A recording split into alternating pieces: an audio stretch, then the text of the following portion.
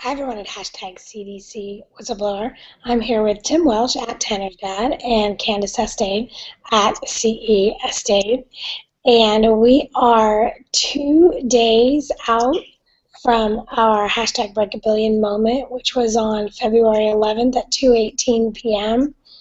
And uh, bottom line is we didn't miss a beat from the moment we broke a billion to today.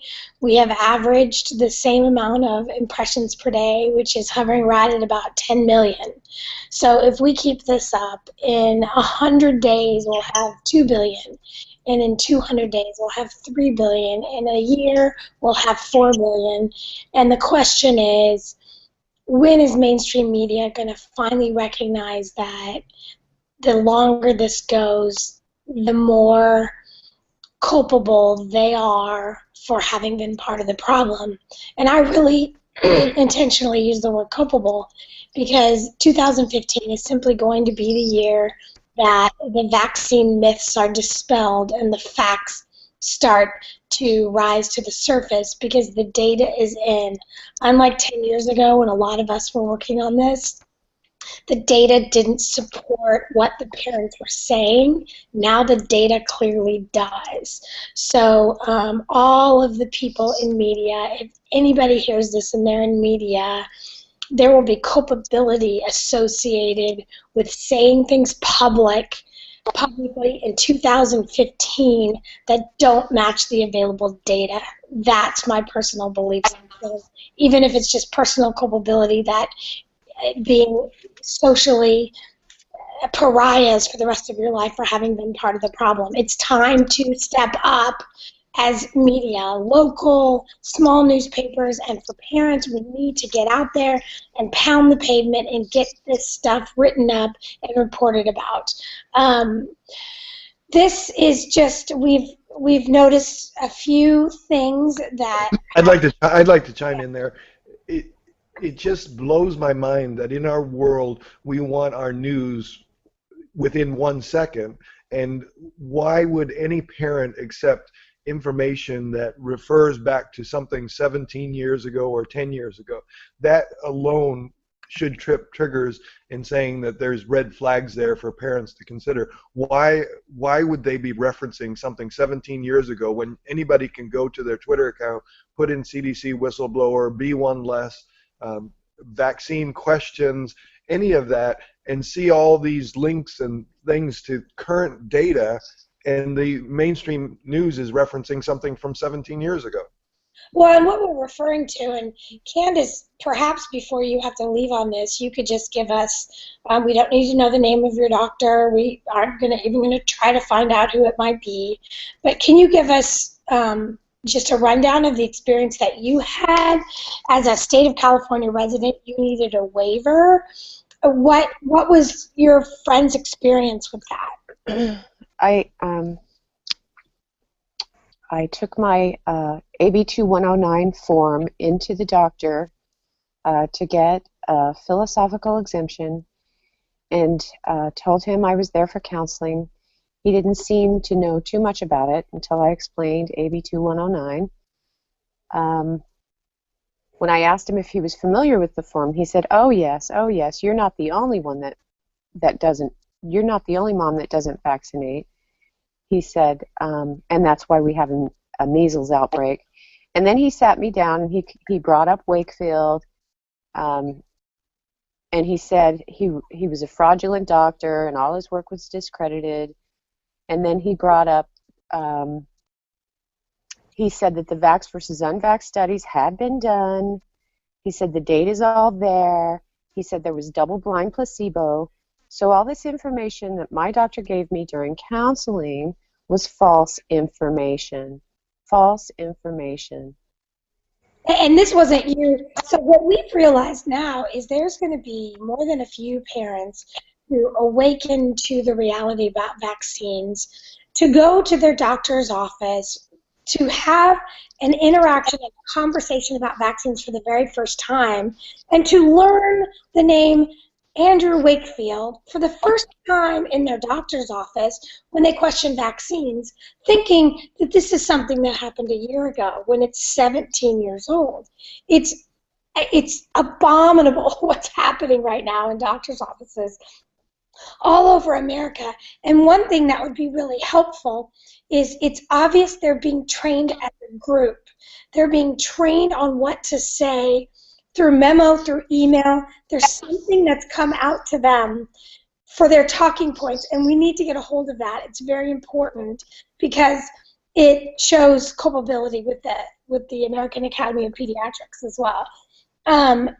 So it's not going to be pretty when you go into your doctor's office if you need an exemption, but bottom line, you just need to be completely educated on what the law is in your state. Whatever the law is in your state is what that doctor is bound by. And if you have the law readily available to recite and hand to that doctor, they're going to be far less likely to mess with you because all they're trying to do is stay out of trouble. These poor doctors are stuck with this criteria for a threshold that they have to maintain of like 90% of their kids are vaccinated or they lose the ability to be in that HMO. So they're putting these doctors, the screws on these doctors as well as anyone else. But one thing that we wanted to point out here was there seems to be emerging from the mandate argument two clear concepts. One, that unvaccinated are dangerous to vaccinated, when in fact the opposite is true. Recently vaccinated are by far the most dangerous to everyone on the planet, and you go to who is more contagious on an article, and it's called shedding. You're going to see some interesting memes out there that we found about shedding. We have to get the concept of shedding out to the populace, because without that concept firmly implanted, you can't make the argument and get over the hurdle they're creating, which is that you are potentially harming my child. Can you explain the term shedding one more time? Shedding is the concept, and let's just go to this article. Shedding means that when you receive a vaccine, especially the live virus vaccines, they weaken the virus, and the goal is that your body creates antibodies but never develops the actual virus in a way that you would be contagious. But package inserts and everything associated with these live virus vaccines, which the measles is live, the chickenpox is live, the flu mist is live. Every time you get one of those live virus vaccines, you're actually contagious to others. What shedding means is contagious to others. When you have a cough and when you have a cold and you're coughing, you are shedding the virus. You are coughing out particulate matter that infects others. It's called being contagious, but they use the vernacular shedding because they want to hide from the fact that these people are contagious.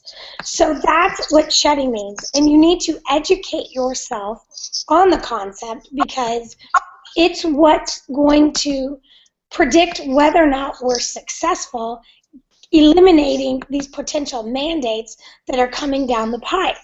If you can articulate the concept of shedding to enough people, you will have enough people recognize that mandates make more people contagious. It's the opposite, down to the point where if you had a baby that you wanted to protect before they were able to form immunity to anything, A, you would breastfeed because the mother's immunity would pass to the baby.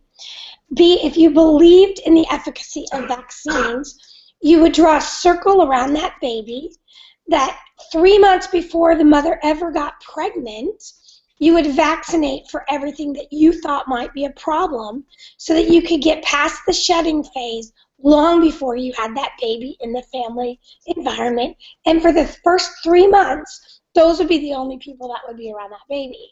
That's how you would cocoon this child.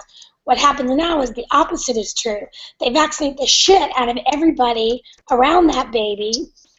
the mom during pregnancy, and then they're finding that all these kids are getting sick with these diseases that in fact they were supposed to be protected from.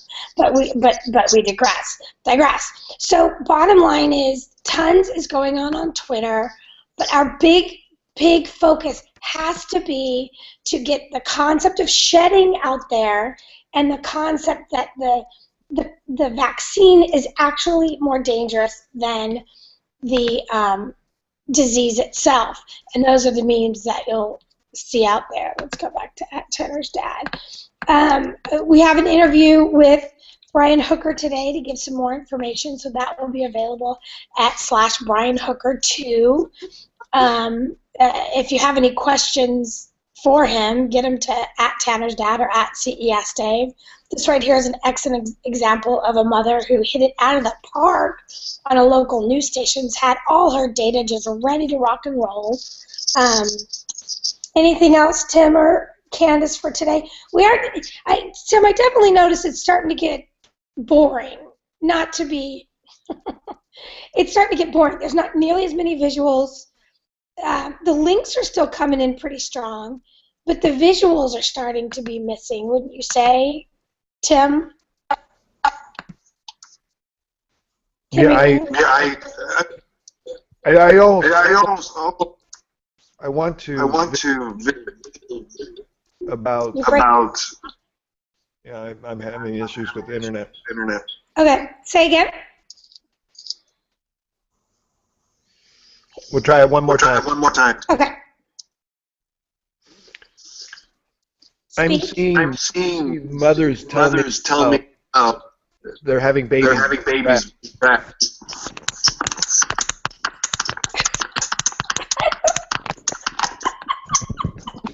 Okay, I don't know if you're speaking, but it's not coming off.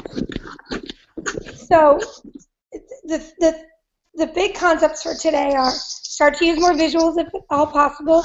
Go to nvicadvocacy.org and sign up to learn what you need to do to fight back these mandates. We need to be active. Tim, stop moving around if you can hear me. Stop moving around. We need to focus on the under 30 group of people that are young and vibrant and questioning all of this. And this meme was interesting. Please have a bunch of pasty white, old and gray paid-off politicians mandate what I inject in my kid. But it's not just my kid. It's young people, because that's where this is headed. 66% of the documented quote-unquote cases of measles were in people over the age of 20. So we're headed to an interesting place. You've got to be able to make the argument about shedding. There's tons of visuals out there for it, and there's tons of links for shedding out there so you can understand that recently vaccinated are way more contagious than unvaccinated, and you have to be able to make the argument that the MMR shot is more dangerous than the measles. The MMR shot has killed 108 people in the last 10 years. Now I can hear you. Go. What I want to talk about is mothers are telling me that their children are having a rash, and they take it to the doctor, and what they show me on their phone is pictures that looks like to me like measles. Right. And the doctors don't know what it is, and they just send them home. But probably not now, though. That's probably happening less now, because they're looking for people that they can diagnose with measles right now. Unless they've had the shot, and then they send them home. No, this is before they have the shot. They go to a daycare. They get the measles. They recover. And the doctor still wants to give them the measles shot. Right. So lots to talk about there. Your audio is so bad right now that I think we're just going to have to probably quick on this. Bottom line is, it's not just autism. It's 1 in 2 of our kids, half our kids are sick. This is a baby that doesn't have autism, but he died following a round of his vaccine. We love you. We will see you on Twitter, and look for the next Hangouts. That will be tinyurl.com/BrianHooker3. Tim, let's try one more time with you. Anything else to say? No, I think my internet's bad today. Okay. It sounds like a herd of turtles running over your computer. Okay, we love all you guys, and we'll see you on Twitter. Thanks.